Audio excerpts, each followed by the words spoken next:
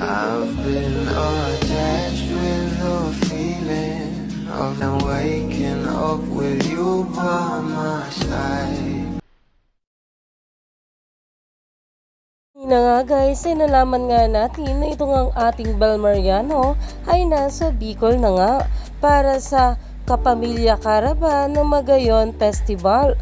At talaga namang itong ating Donato ay enjoy nga rin sa kanyang kaganapan na kung saan ay nag-scuba diving nga sila.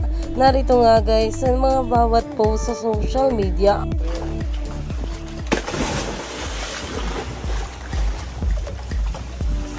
See you later, gentlemen. Peace, peace, peace, peace. Dude, you have to, go down. Peace, peace, peace. Circle. Peace, peace, peace.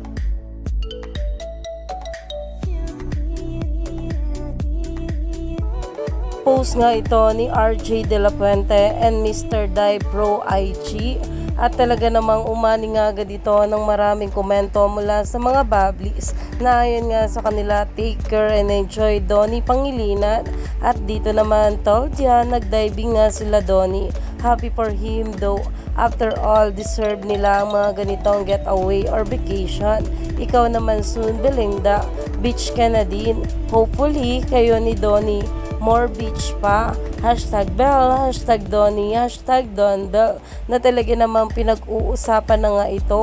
At ayon naman dito, enjoy bebe ko, miss you. Habang busy si Bell sa lupa, si Donnie busy sa dagat.